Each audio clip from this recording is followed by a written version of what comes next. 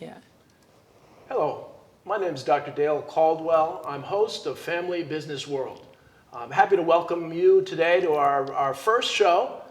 Family businesses represent about 60% of the gross domestic product in the United States, 60% of the employees in the country currently, but 78% of the new employees. And so we're here to celebrate family businesses, and I'm so happy to have on my first show a friend and an outstanding family business leader, Debbie Schaeffer, the CEO of Mrs. G's.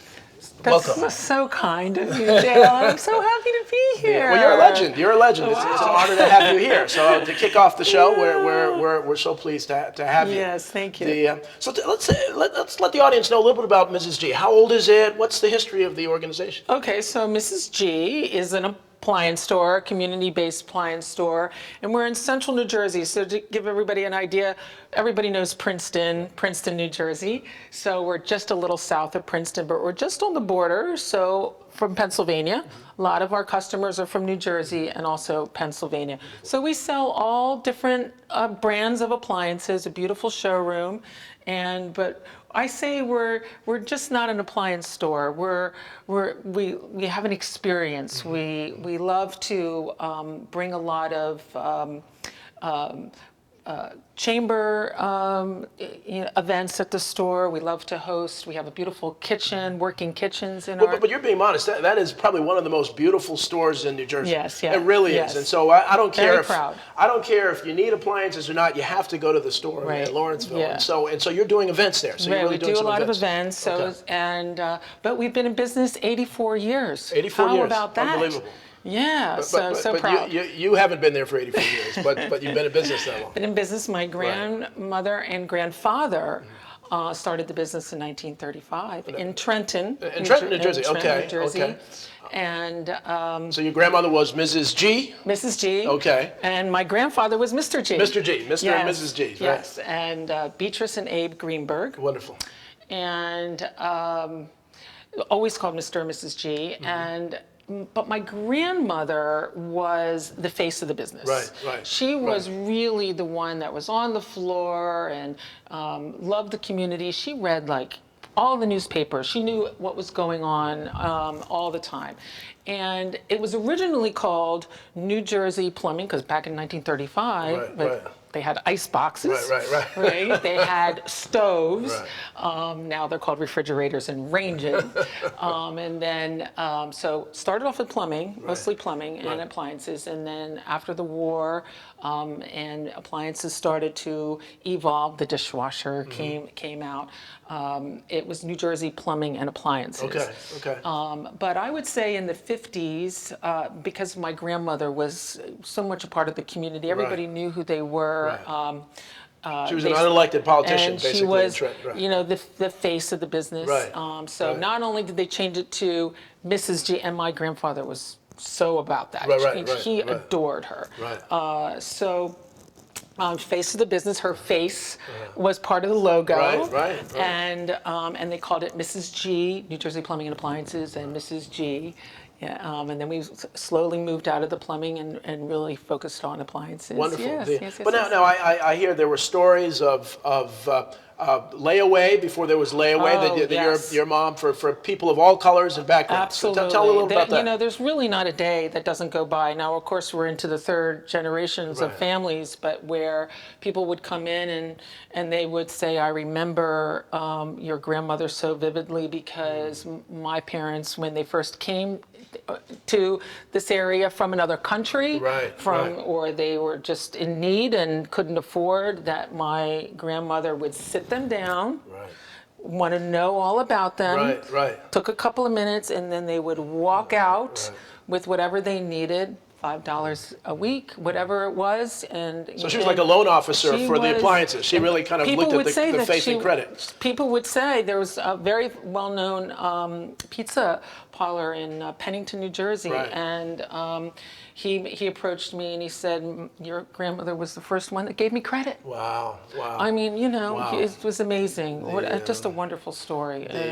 See, that's the kind of history that's so important, because even now banks won't give character loans. Right. It all has to be on, and this country was made with character loans, and family Exactly businesses right. did that. Yes, So, yes. so you've evolved, and then your mom became the next generation, or My mother grew up over the business. Right, Back in the day, you had the business on the first floor, you lived on the second floor. Right. And so she grew up and she worked very hard. She was really part of the marketing when they opened the new store in Lawrence Township back in 1971. Okay. I mean, she was all about the events. She knew how to bring people in. She did a lot of the advertising. But she was ready to move to Florida early on, and but she gave her a good part of her life working, and but my grandmother was there till she was. Oh, really? So she was still a presence in the background. She was 95. Really? Yes. Well, now let's talk about you. So you started when you were a young lady in the business. When did you first kind of start working there? Well, actually, I've really only officially worked there for the last 20 years. Really? Okay.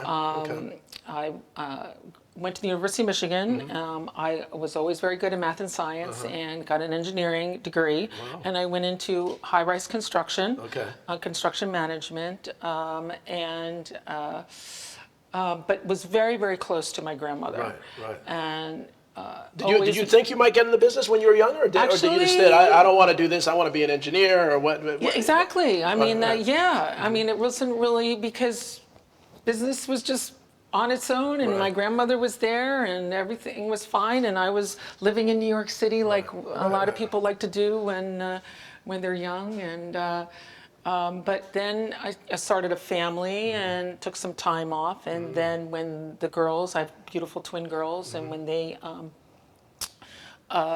went into kindergarten, was looking to get back to work, and my grandmother says, "This is time. We have to decide what to do with the business.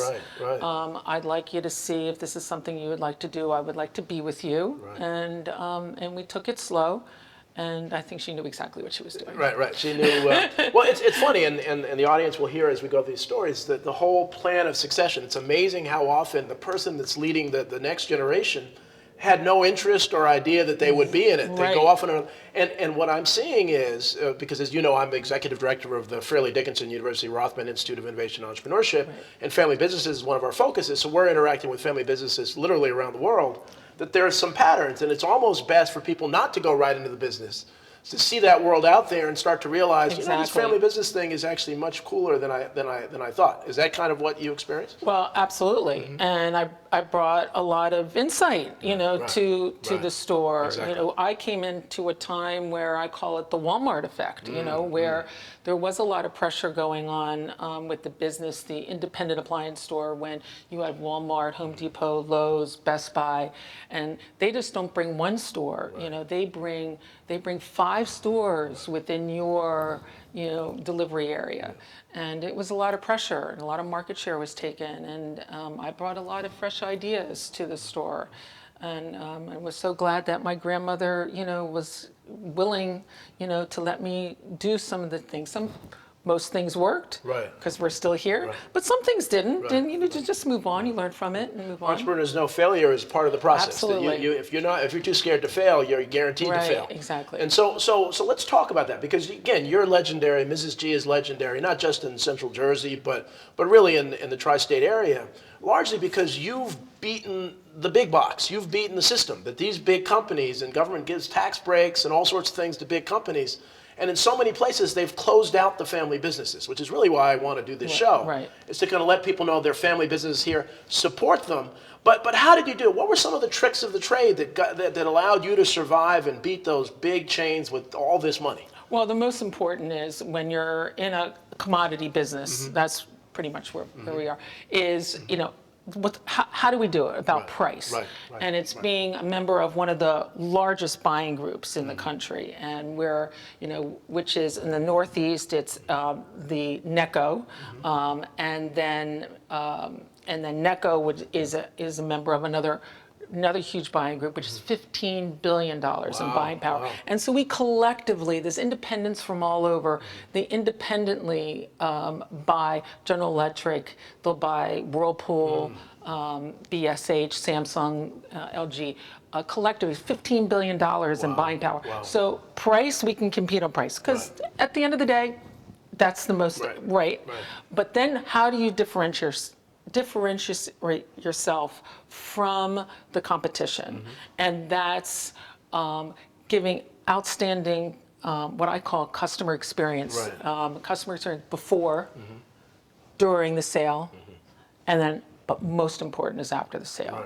It's the whole 360. And how do we do that? With, a fabulous staff that we have, and on the sales side, which is what you see, but we have 21 store, we have 23 full-time employees. Really? I mean, it's a depth of really, really great team to, again, get that 360 of retail and give a great customer experience throughout that.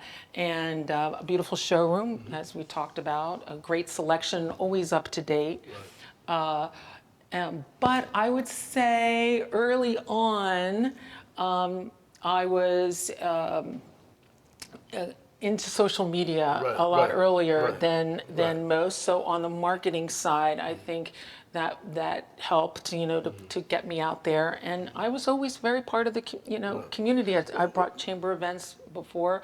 You have to be out there, one-on-one relationships. Well, so let's talk about, before we get to the community, but the social media presence. I mean, you are really legendary for being out there. And you did it before anybody else did that. I know you've had some. Well, not before anybody else. Well, before, as far as appliance stores, but appliance stores, you probably were ahead of it. Appliance stores, most of them are they're old school, right? And so you really were ahead of your industry in doing that.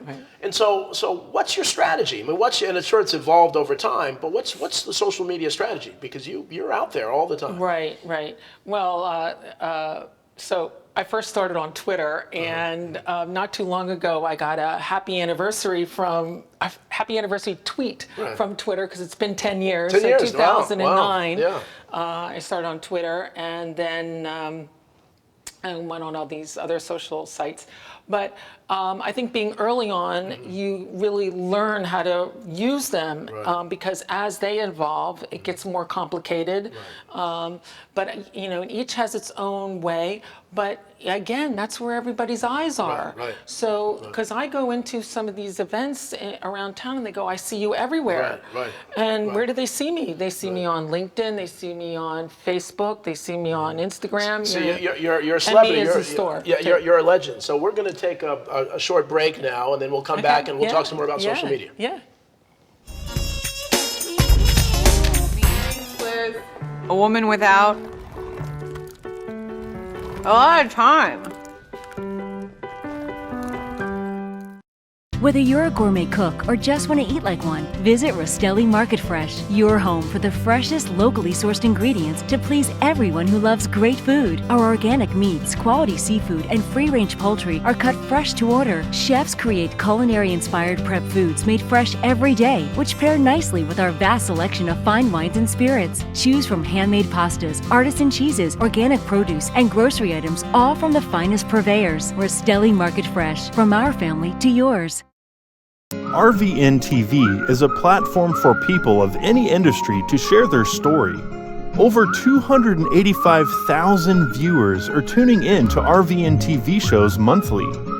We guarantee a great experience that you'll be sharing with everyone you know while increasing your personal and company's brand awareness. But what is your brand?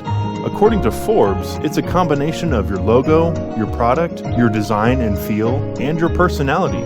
Did you know that aside from being a guest, we offer even more opportunity to boost your brand?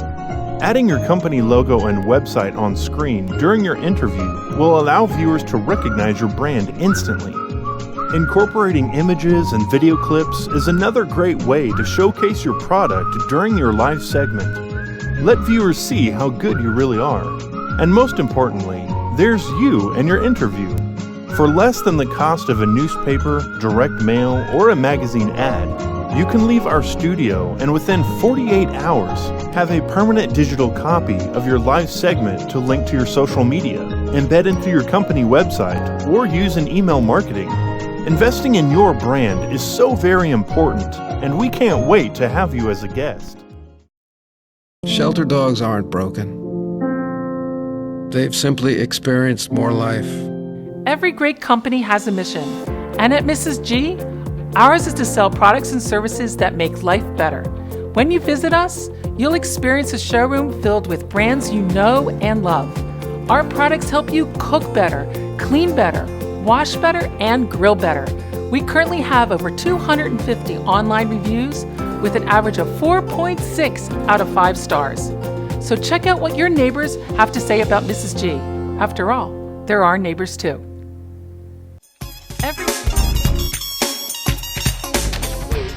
Want to thank you for being the founding sponsor of Family Business World, of this show where we're going to celebrate all sorts of different family businesses. And the audience got to see in the commercial your wonderful showroom. I mean, it really is one of the most beautiful showrooms, and I'm not overstating it. And so I say, whether you need appliances or not, just go there. I've done work with the sales staff. They're warm, they're friendly, and it's something you don't get with some of the bigger entities. So. And so the social media has helped you with that presence. You do some videos and other things about how to do certain things with appliances. Talk a little bit about that. Well, yeah, so one of the biggest things when you're replacing a refrigerator is you need to take some measurements. Right. Many people come in and go, oh, our refrigerator is this big and this tall. Well, okay, that doesn't really work. And then we send them home and to take measurements. So now when you're looking on our website and they're looking at different refrigerators, they'll see that you can how to measure a refrigerator. You click that on, a video of me comes up, and I really show them at 15, maybe 30 seconds long, but gives you the right tools. So, it makes an easier and stress-free process of replacing refrigerators or dishwashers, etc. So video has been very, very helpful. But social media in general, I have this story that I've told before is back in 2010, I get this call from Carol Campbell, who created Women in Consumer Electronics. Okay. And is starting this big organization back in 2010. She lives in California. They're creating an awards ceremony, giving out 5 awards to the leaders of women in consumer electronics. And she says, "We're honoring you. You're an award winner." Wow. How did they do that? She's in California. And we're a community business, but she read about our story. Wonderful. How did she find our story? Because I'm considered a thought leader in my industry through Twitter. At the time, it was back in 2010. A lot of us were talking together about what was going on Twitter. And so that's what I'm saying. The social media, it gets you out there for people across the country can find you, and then they do a little bit more research and learn about you. So social media has been great. There's rules that you have to go by, and I say that lightly, meaning you can't be too salesy. You can't you're too salesy, right? And and then you on Instagram is different than on LinkedIn. LinkedIn is amazing today. If you're not on LinkedIn, you need to be on LinkedIn. It's the new Facebook. Yeah, it really is. It's very, and I've learned so much from LinkedIn. And that's one of the things I loved about Twitter, is that I always loved the fact that I knew about launches and new products before my reps did in their own world, because I'm reading it on Twitter first. Right. So, well, and again, as I said, I'm running the Rothman Institute at Fairleigh Dickinson University, and but I also have a consulting firm around family business, and I had a chance to work with you around the time you won the Rothman Institute. Before I even knew what the Fairleigh Dickinson Rothman Institute was in 2012, That's amazing. You won the Family Business of the Year award. Yes. Which again, congratulations. And so social media was part of it, but you really have just done your presence and what you've done in the culture of the organization. And one of the things we want to make sure that folks understand on this show is that so often, we think we're saving some money by going online. But the research is showing that maybe 2 cents out of the dollar comes back to the community or even helps to reduce taxes. But when you support a local family business like Mrs. G, and you go in and you buy the appliance, it's much more than the quality product that you have. It's giving back to the community. It's doing a lot for the community. It's really supporting folks. So you've been a face of the Trenton, Lawrenceville, Princeton community for a long time, and you've really partnered with some groups. What are some of the initiatives you've been working on? Well, just lately now, I'm working on with the Mercer County Technical School. I have this, there's such a shortage for, in the trades right now. So I just had a fundraiser at the store, was wonderful. Skilled Labor Fund raised some money for that, which is our industry, the National Kitchen and Bath Association and the Home Builders Association have come together to create the Skilled Labor Fund, and this is to generate money to go back to the technical schools around the country, and to really start to have more opportunity there, and especially girls, to tell girls you can do any of these things. So that's something. Skills USA, which is part of the trade schools. So I'm always working. Dress for Success was last night that I support. We talked about the chambers. And you've done so much in the presence, and the thing about you and Mrs. G is you give a lot of money behind the scenes. It's not publicly, you don't do it for great headlines and other things. And so let's talk about, you've been very active for young women. I have a 15-year-old daughter, Ashley Caldwell, and so she's looking at her careers, and you've been a leader not just in the appliance world, but just a leader as a woman-owned business. And so you were telling a story about a trade show you went nationally. Tell a little bit about that. So everybody knows the Sub-Zero Wolf Corporation. They are the beautiful refrigeration, and they were having an event for the dealers in Wisconsin, family-owned business, going into their 4th generation, and it was no spouses. It was a launch of their new dishwasher, and so only the dealers or decision makers, and this was only a few years ago, and quick story is that I get there, it was just luxury, first class, find me first class. I get there, and at the event, I looked around, there was about 110 dealers there. I was the only woman dealer in the entire, and these are dealers from all over the country, also from Mexico, some from Canada as well. And we are and Sub-Zero is technically only sold through the independent channel. So you won't see them in most big box stores. So these are mostly family businesses. Right. 2nd and 3rd generation family businesses around the country. So there are daughters, there are mothers, there are sisters, there are cousins, and I knew there were only a few women owners, but it really hit home at that event. And it was a beautiful event, but I wanted to just, after that, I really wanted to get out there and try to, because you have to encourage, you can't start when they're seniors in high school.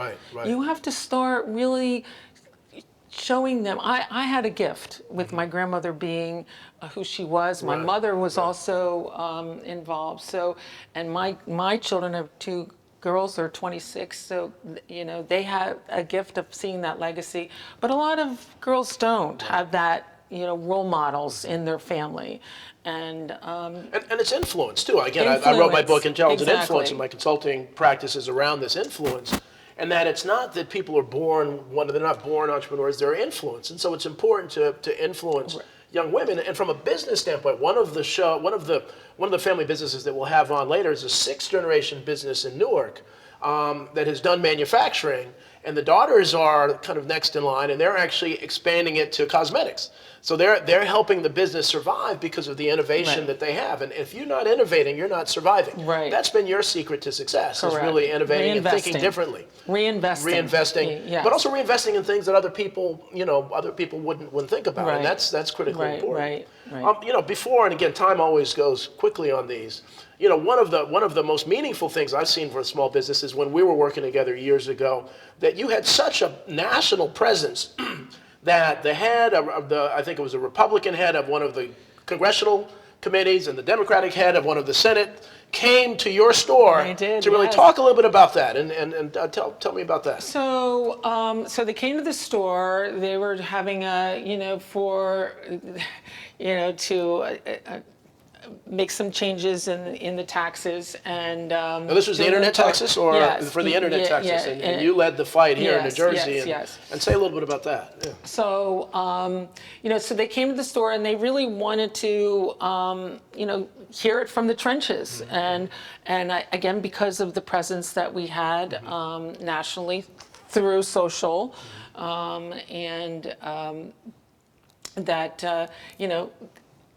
they really got to see, they came to the store, and we brought our accountant who answered a lot of questions, and it was amazing. It's amazing.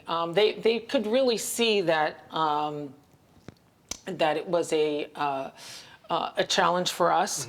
And let's explain for the audience. So the challenge was that you can buy an appliance on the internet in some places and you didn't have to pay taxes, but you go to your store and you have to pay taxes. Right. And that's just an unfair advantage. Right. And so you really fought that on behalf of small business. It was a little bit of that, but it was also about how difficult it was for companies like ours to do our income tax ourselves. Right. Because it was so difficult that we would have to go and hire so the bureaucracy on top of it, and in order to really do it correctly and successfully. Excellent. And they were trying to simplify, the taxes. So there was a little bit of both, but the fact that out of all the businesses in the country, they were coming to you. And so unfortunately, I see we're winding up now.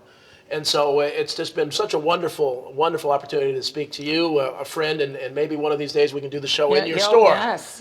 So as I say to the audience, I hope you've enjoyed our first show. Our focus is to really support and celebrate family businesses, and hope that you will shop family-owned next time you think about spending your money. So thank you very much. I hope you have a wonderful day, and please watch Family Business World. Again, have a good one.